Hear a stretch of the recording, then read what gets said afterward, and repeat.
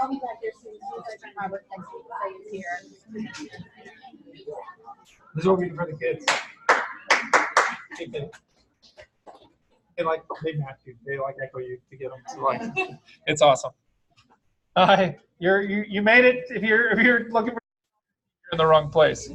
So, and we're trying to allow people to dial in because we're trying to use technology. So we'll see if it works. If Wi-Fi works, we'll hopefully. So that if you hear the bell ring, that means somebody came in, and hopefully, if you're dialing in, you can mute your phones. Wanted to start with some introductions. My name is Matthew May. I'm one of the parents of one of the seventh graders. Or guess wishful thinking. I also have an 11th grader at Grady. I have been working with the debate team in different capacities for about, I did 2 years at Inman, 1 year at Mary Lynn, and this is my second year back at Inman. So I've been 5 years working with Atlanta Urban Debate League programs. Oh, thanks. So it's kind of fun. This year, I'm going to be working with the novice and the JV team. So unless you're one of the people that got an email from me, there's 8 kids we have in varsity. Your kids are going to be working with me to start. Jay Doyle's going to be working with varsity. And we have Ms. Ortega and Ms. Chavez who have graciously accepted the banner of being our faculty sponsor this year. So this is their first year working with debate. So if you have questions this year, you can ask me. Next year, you can ask them. So that's the goal. So they're easing their way into it this year. That has been the goal. We talked to Dr. Maxwell about having more consistency. So we have a program this year that has 2 Inman faculty sponsors that are actually committed to debate, to learning what's going on and working with the kids going forward. This has been a heavily parent-led program throughout its history, and we felt like kind of took the brunt of that.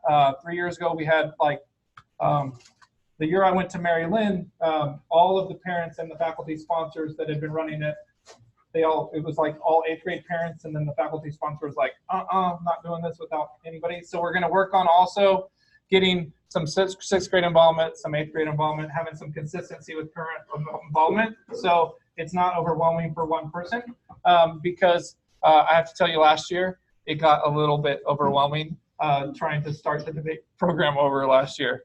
I wanted to tell you a little bit about what the kids are going to be doing. This is called policy debate. So it's 2-on-2 debate. So they will have a partner in each debate. So each child will have 2 speeches per round. They'll get to ask questions of the other team once per round, and they'll get asked questions once per round. So if you just did the math and there's 2 kids on each side, that's 8 speeches, 4 question sessions. And that's how they do it. They have 4 rounds each tournament. So they'll be debating on the affirmative side twice and the negative side twice. So common question. They have to come to the tournament ready for both sides of the argument that they're going to be debating all year. We are participating in 8 tournaments this year. I'll show you the schedule in a second. The first tournament, we're going to try something new out of necessity. Last year we skipped it. I think that's the wrong thing to do. This year we're just going to allow the JV and varsity teams to compete, and we're going to invite all the novice teams to come to watch and learn and not have this kind of overwhelming experience of not knowing what this is about. It's a lot. Debate is kind of one of those things, once you see it, it's a little easier once you do it the first time. So the second tournament for those folks, it gets a lot easier. It just becomes real clear for them.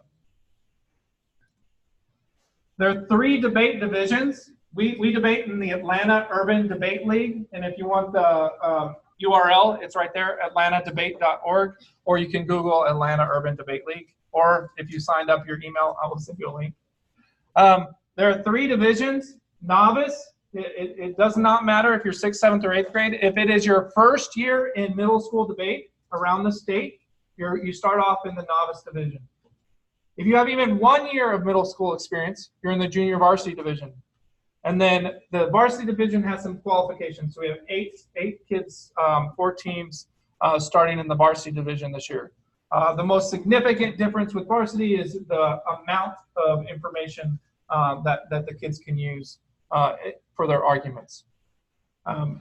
For each division, there is a packet on the website that they have a YouTube video now of instructions of how to go find and which 2 pages they need to read to kind of get started and get familiar with the packet. There's a summary of the affirmative case, there's a summary of the negative case, and it's, for some reason, halfway through the packet, page 15 or 16. So I showed them how to do that in the YouTube video. I'll be sending you those links also to your email. So for the novices, they're learning one major advantage to their case. For the people on the other side of the argument, they're learning one major disadvantage. Everybody knows the advantage that the other teams are going to run. Everybody knows the disadvantage that the other teams are going to run.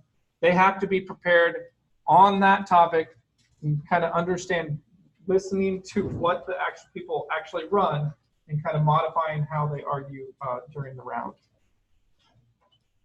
This is the topic this year. Can everybody see from here?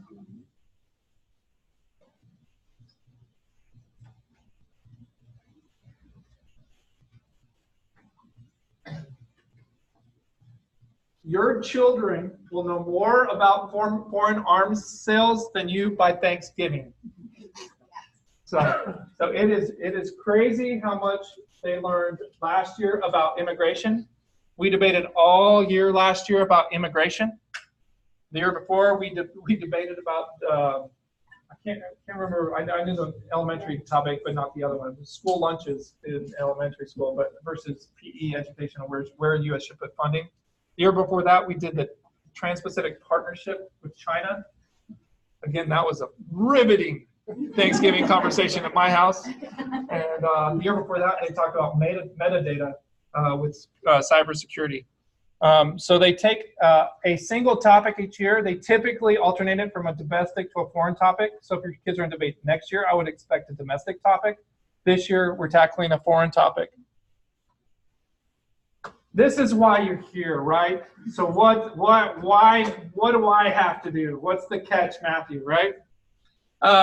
So the parent responsibilities are relatively simple to very complex if you go into my shoes. We ask each parent, so each child, to provide 2 judges during the year. There are 8 tournaments. So if you want to knock 2 people, you get 2 people for 1 tournament, or 1 person over 2 tournaments, or you draw straws at the dinner table. I don't care. Well, we just need to do that. It actually matters in our rankings. So we compete on several bases. The kids compete individually, they compete as teams, and they compete as a school. So our school standing actually matters based on how many judges we bring. And there's lots of factors kind of in there. For volunteering, there are lots of volunteering opportunities. And they are relatively, all of us that are volunteering have multiple priorities, I promise. So we are really flexible if you're volunteering. The main ones we're looking at this year, and we have some volunteers for some of these, not to be daunting. We're looking for assistant coaches, which is just somebody to show up, be familiar with one of the packets to be able to answer questions. If you saw the room earlier, it was quite a few kids. We'll probably start off with, this is great, a large number of kids. So we'll have a plan, probably a small lesson to start, and then lots of working session time, which needs lots of floaters. So if you're familiar with the, if you can read, one of the things, one of the articles, you'll be able to help the kids during the time. So we're looking for assistant coaches. Specifically, we're looking for a 6th grade parent for the novice or JV team. We'd like to see if there's a 6th grade parent, so we make sure we have some continuity year to year. We're going to need a judge recruiter, so somebody that's going to recruit judges for me. A social director. There's a debate party, and there's always been a question about whether we should have snacks at debate, and I just don't care, but I'm not going to plan it. So last year there were no snacks because nobody planned it. So that was fine with me. The kids survived. Nobody died. It was great. We're going to look for somebody for communications. I think we have our PTO coordinator. And also the parents, big job since you guys are here and a lot. I mean, this is just real demanding to get here at 5 o'clock. I apologize. It's hard for me too. Try every Monday at 4:15. Anybody that you know that has kiddo that might be interested, you guys have heard about this. If you think this would be interesting to somebody else's kiddo, just pass the information along. It's just really hard to get to everything as a parent here. I'm fully aware of that. The practices are in the media center right here. It's the one group that can accommodate it. We will also likely, with the group size today, we'll likely have to use one of the teacher's classroom, but we'll probably do that with the varsity team. So we'll probably break the varsity team out to the classroom first.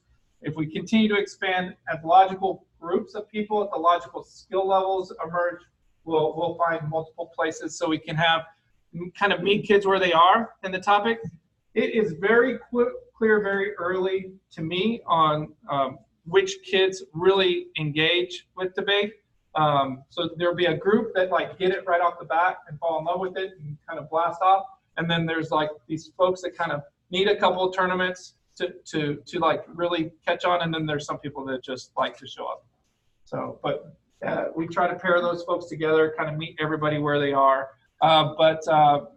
We do try to do that as much as we can.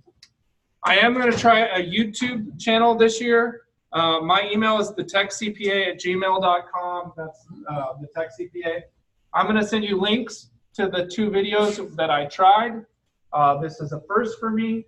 So all I know is my daughter watches YouTube more on the weekends than anything else. So if we're going to get them engaged in debate, why not try it? Yes? Every Monday? It's every Monday. Yeah, it's every Monday from today through March 23rd.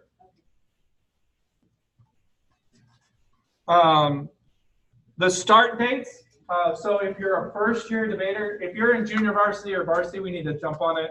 They should know who they are. But if your kiddos are new, we're going to roll the start in so they can start today. They can start the Monday after Labor Day or the Monday after the first tournament. Okay. I'll try to have different lessons scheduled, but we'll really hit the ground running for the first timers the Monday after the tournament. It'll be nice to have them on the 9th because I want to give them some expectations for attending the tournament. I want to prepare them for what they should do, be a good listener during the tournament, and be productive time. If somebody online, that'd be great. And we are going to have a spring class. So what tends to happen is the novices progress. If they get a certain ranking in 3 straight tournaments, I have to move them up to junior varsity. There's no question. That's just one of the rules. And one of the things we all do prepare for, historically, in my first term here, we were kind of first, second place in the state kind of program. We're building back up to kind of that tenure. So by the March 20th, why we have a second start date in January, so we have a novice team for the state tournament. A lot of the kids will progress through to JV by kind of January, February-ish, and then. The schedule is we have 8 tournaments. We know which ones we've been invited to now. So 8 tournaments, and I will email these to you as well. So these are the 8 tournaments. They're all over creation. So we usually meet here at 8 a.m. on a Saturday morning. The kids bus together, and then we bus back, and you can pick them up at 5. If you are one of the judges, what's typical is usually you drop on the bus, you go get your coffee, go to the judging, practice or the judging session. There's a training for judges. You have to have no experience. It's awesome. And it is actually one of the best days you'll spend because you hear these like 6th, 7th, and 8th graders from every walk of life, from every part of the state. Saturday debating arms sales. So, and one of the things we do try to do is get judges with a variety of backgrounds, experience in debate and non-experience in debate, because one of the biggest things we're trying to teach the kids is you have to adjust to your audience. You have to see who is that person you're trying to convince in the room, acknowledge what they're things are, pick up on their personal cues and adjust your style to them. Can you hear us? It's really important that we have that. Meeting. Yeah, if you're online, if you could hit mute, that'd be great. Mute press करो भी. And then we will have a debate party at the end. Everybody always asks about that. So I was like, okay, put it on the calendar. We're going to have a celebration on the end. That's just the Monday during the normal time after the state tournament, where we will have really done wonderfully, I'm sure. Oh, I did this. We had 8th grade wisdom. I was going to of the, let's see if I can mute people. I think I can, but I can't remember how to do it real quick. It's like the high pressure stuff. Awesome. So I was going to put some parents on the spot for you guys and ask them these questions, which I know you will have that I will have not thought of. So I'm going to pick, oh yeah, I'm so picking on you. So tell us your name, how many years your kid has been in debate, and the hardest thing about debate and the best debate experience. Stand up for everybody, please. We made the children do it. I'm Annie D'Agostino. My daughter's 7, and she's done 3 years. So she did the year at Maryland, and then 2 years here at Inman. The hardest thing about, I don't know what the hardest thing about debate is, because I was never a debater myself. Just watching them do it. You could do the parent version. The parent, what was the hardest thing as a parent? When watching them just learn on their own and not saying, this is how you should speak, you know, like they'll learn it on their own. Probably the best debate experience maybe was when we started it in elementary school and going to these tournaments and seeing these kids from all over the city, 10, 11 years old, getting up there and preparing a speech and making their argument and doing both sides. And that's a really amazing skill to see these kids do it. Yes, you. I'm Lisa Mulaney. I have 2 children who tend to work. I have a daughter who's in high school. She's in 11th grader. She moved to Atlanta in 7th grade and started out in the debate program. It was a fabulous way for her to make friends. And at the time, like Matthew said, they were first in the state. It was a fabulous experience for her. And she's currently on the speech and debate team at Grady. We've got some Grady kids here. I don't know if they spoke to you guys earlier. They won the state championships 10 years in a row. So it's a really strong program, and bringing these kids up through middle school to that program is a great strategy, I think. Right now, I have a 7th grader who's in the debate program and was here after with Matthew. And I think the hardest thing about debate for me is helping the kids understand, okay, yes, you are getting up on Saturday, you're going to go get on that bus, and it's going to be fun. In the beginning, it's a little hard for them, but then they really enjoy it.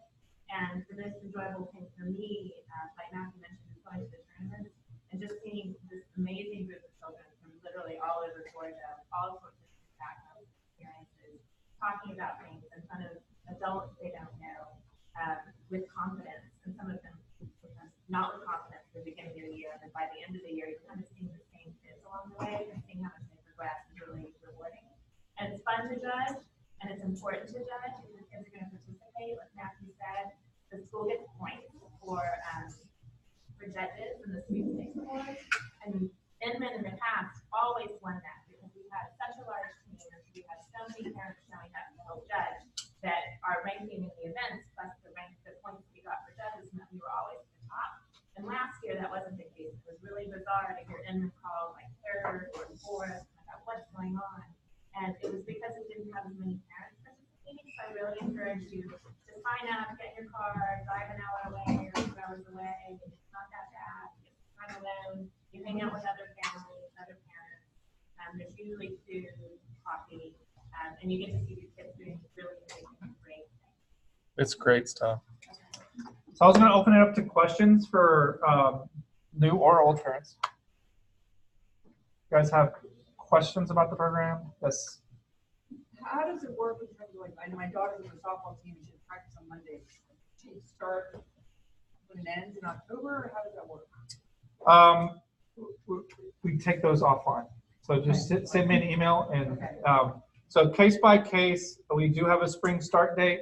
and it depends how into debate your daughter is. Historically, it just depends on the engagement of the child.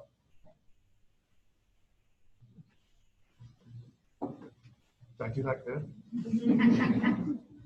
Yes. I lost some weight. Is there a sign up sheet? Like, There's a sign-up sheet right here, so you can get emails. If I just need your emails. So if you drop the children off at 8, what time does the event last for? It usually goes till between 3:30 or 4:30. We're usually back here between 4 and 5. It's a long day.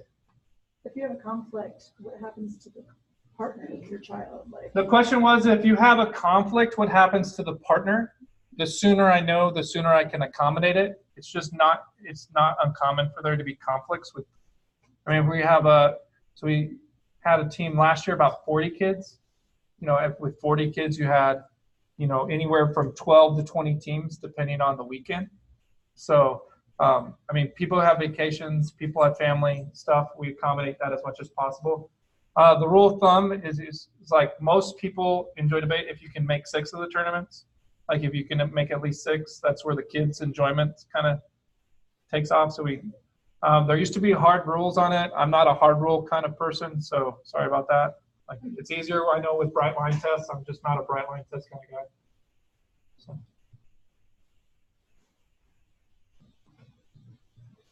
So what is a speech? What constitutes speech? What is a speech? So the basics of a debate, there are 4 what we call constructive speeches. So those are speeches where they can present new evidence on the topics with their arguments. And there's 4 speeches that they consider the rebuttal speeches. These are 4-minute speeches typically, depending on the division. Most of you guys that are asking, 4-minute speeches, then 2-minute speeches. So your child will have 1 constructive speech assigned to them and one rebuttal assigned to them. So you'll start, if you're affirmative, there's 2 teammates. So there's a 1A and a 2A. And that'll tell you, like a 1A has the first constructive and the first rebuttal. And the 2A has the second constructive and the second rebuttal. Okay? The negative, same thing, 1N and 2N. So your child will be like, they'll come home one day and they'll be like, okay, I'm 1A and I'm the 2N. So typically when you miss your, when your partner's out, ideally, if I have a 1A, 2N, I try to pair them with a 2A, 1N. And we switch them. So if they're 1A, they're usually the 2N, so they have different speeches and they do different orders of stuff. And this will make more sense after you go to a tournament, I promise. How much work is there outside of the program? A tremendous amount of work, hopefully. So I have had students that do none, and then come Saturday morning, they decide, oh gosh, I got a debate, and then that's what they do. They're Saturday on the bus, Saturday at the tournament, and during in between times. And I have kids that do this an hour a day. There is no requirement, but if you're going to be a top performer, if they want, or if it's important to them to win their division, they've got to be doing something, at least twice a week, I would guess. But they kind of get into it and fun. You can probably hear some of the stories from some of the other parents. There's already been kids getting together at each other's houses, the ones that already have their partners.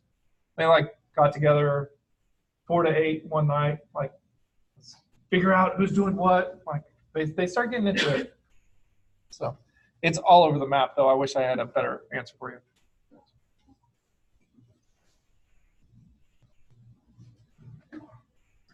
Do you ever have to have additional practices in preparation for debate? Do we have? So we have the Monday practice. Last year during the spring break, or one of the breaks in February, one of the days off school, I did a 6-hour thing that was totally optional. I couldn't believe 20 kids showed up to it. So they wanted to do debate. They made their parents drive them over. Okay, so we may do one of those. None of those are scheduled. So it's just the Mondays right now from 4:15 to 5:15. And this is the first year I've tried the YouTube.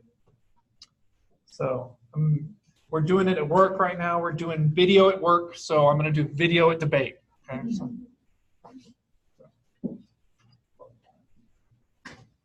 So there's just one public policy debate here, and then when you get to grading, there's so many options, right?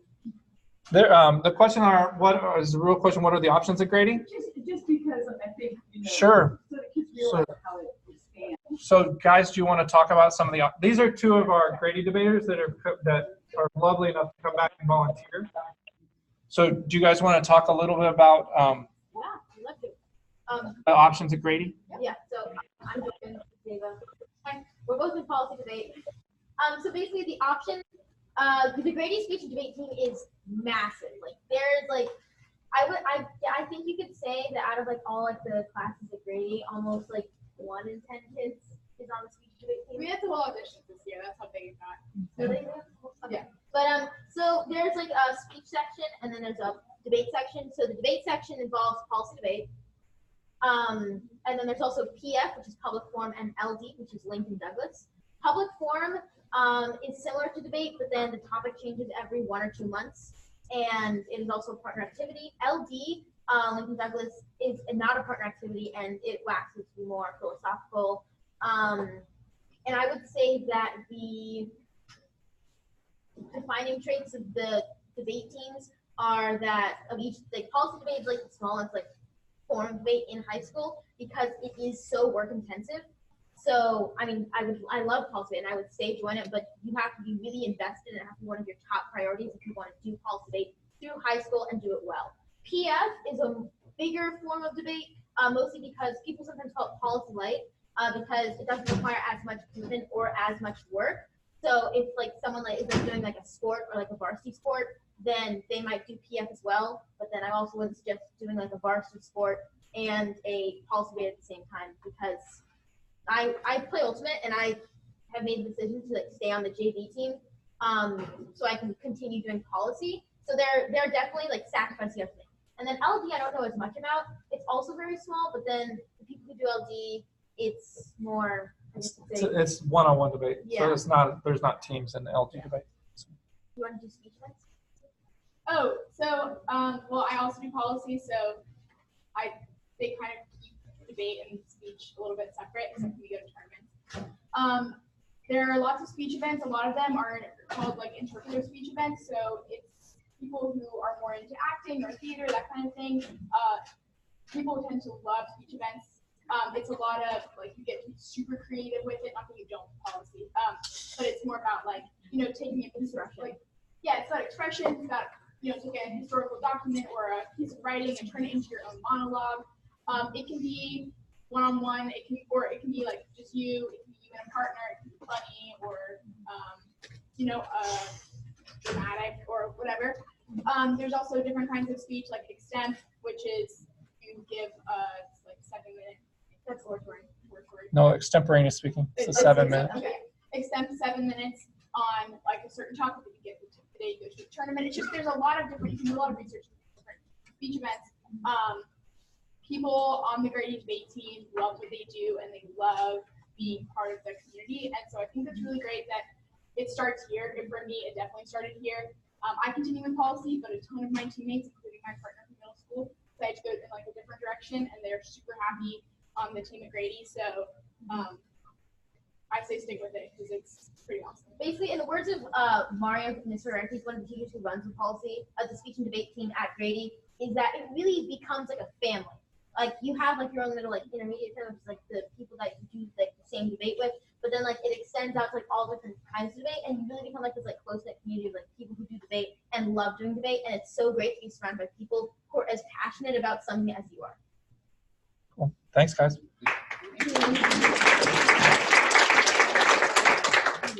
So the great thing about the way that AUDL has structured, which is the league we're in, the Atlanta Urban Debate League, they've scaled it so people can come in. So with the first year, people only have one argument on each side, one advantage, one disadvantage.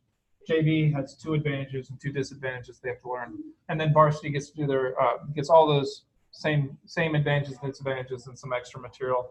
And they have some guardrails around doing some outside research. So we really can move them through, as we're moving them through the sections, they're having to adapt to more and more arguments they have to address on the topic. But in the early years, it's contained. They know exactly what the arguments the other people is going to make and what their arguments they can make. They just have to do them better than the other team. Is there any other questions?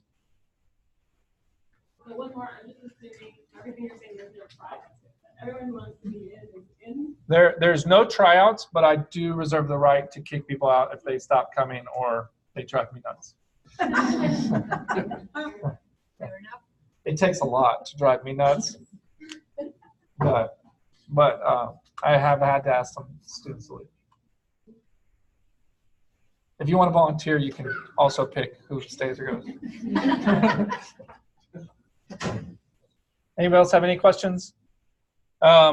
So if you're in, this is a big thing. So we are trying to make this more sustainable. Last year, this did get almost beyond my capacity where I was like tapping out. So we do need, everything's under control and the program's in as good a shape as it is when we got first in the state now, just so you guys know. But to make that sustainable this year and next year, I do really expect us to be one of the top 3 in the state programs this year for middle school. Sutton has really come along. When we were here 4 years ago, they were in a lull. So they've come along, so they're going to be really hard to overtake. But I think this year we have a chance to do that. To do that, I am going to need people that are interested in any level of commitment in any of these areas. If you will send me an email, I would really appreciate it. We need kind of a little more sustainable thing. The goal would be to have kind of a parent that is kind of responsible for these 5 things, and we may meet once a month or something just to keep things moving along. And so we're not single threaded. So if one parent leaves, I mean, somebody asked me last year, what if Ivy decides not to debate? And I was like, you guys are toast then. But Ivy's into debate this year. So, but if we could get some parents that are interested in some of these areas, these are pretty, these should be pretty maintainable volunteer opportunities for you guys. But I know a lot of people volunteer a lot, so I'm sensitive to that. Can you speak of which of these opportunities have more of a flexible timing and which are tied to a certain time of day? So the assistant coaches, obviously the Mondays 4:15 to 5:15 is the important time because I don't really need you to do much outside other than probably what you're going to do with your kid anyway and be familiar with the materials. It's going to be milling around the media center with a dedicated group of students answering questions. So if you're assistant coach, that would be Mondays 4:15 to 5:15. Judge recruiting is 100% flexible. Run a sign-up genius. Just make sure we figure it out every tournament. There's 8 tournaments to sign up for. How many judges are needed for each tournament at our school? We usually try to do, I believe we do 1 judge per team. So if you bring a judge per team, it sustains basically the program. Because if we bring 60 people, we need a different number of judges. Last year we tried to get 12 a tournament. We had about 20 teams. That was our goal, is 12. We had between 6 and 12. Again, no bright lines. Like, we have goals and we just do what we can do as parents. You do not have to be here every Monday. I won't be here every Monday. Jay won't be here every Monday. Andy won't be here every Monday, but we try to work it out. If I am not here, I will have a plan regardless. So we will have a plan, and we have 2 faculty members supporting us this year also. So that's a change. So that is a huge improvement this year. We need a social director, again, somebody to organize the party at the end of the year. If you guys want to do snacks, I don't care. The kids tend to like it. I think it's a pain. I'm not going to do it. I'm not going to have any part of it. Anybody who wants to do that and sign up to do that, that would be great. The kids will love it. Communications, we just need somebody to help tell me, hey, what's going on? You need to send another thing, or volunteer to send out the communications and help me. For example, just log all the email addresses. We have kind of a sketchy Google sheet going, and to remind me on Mondays after practice, you haven't really communicated in a while. People are asking this, be in tune, that kind of thing. And then PTO coordinator. So the stipend for coaches was after I talked to Dr. Maxwell, was in my opinion insufficient, especially to support 2 faculty members. So we're asking the PTO to make up the other half of this, or double what the stipend is. The commitment from a faculty member at Inman, I believe, is greater than any of the sports, and it does more for our kids than any of the sports as well. So I'm going to ask, we're going to get a little bit organized. I'm going to talk to the PTO coordinator that we have, somebody that's volunteered for. I believe what we're going to ask is for people to add $50 to their average PTO contribution, and just remind them that they're increasing it because the PTO supports the debate team, and that way the team has the resources that they need to be able to do what I think is right to the faculty that support us. So if that's cool with everybody. So are there any other questions? Oh, is there a dress code? Do they have to wear a suit and tie? There's no, I don't have the bright line. There's some, we have historically in the past had like an Inman middle school shirt. I don't understand the budget and all that kind of stuff. So I've kind of stayed away from that fray for the last 5 years. But twice shirts showed up and there was some budget for it. So we'll work through that. I haven't asked my Inman navigators that yet. But even if we have shirts, what my typical rule of thumb I've always told people is, you have a partner and you guys are presenting united front. So some kids like to wear suits and dress up for these tournaments. I just say, make sure your partner's on the same page. Some people like to wear the Inman shirt, the Inman debate shirt. Make sure your partner's on the same page. That's part of it, right? Communicate with this other human being and have a united front and really do good things. So that's been my guidelines to people. Some of the kids from private schools wear their uniforms, and there are some schools that do have a dress code. So I would say that more than half of the kids are like wearing business casual to, kid professional clothing, and then others are showing up in t-shirts and jeans. So it really runs together. I'm a substance over form person, so if your kids want to wear t-shirts and they put in the work, I'm all for it. I'm wearing flip-flops. In January. Any other questions? I held you longer than I wanted to, so. Thank you guys. Appreciate it. Thank you.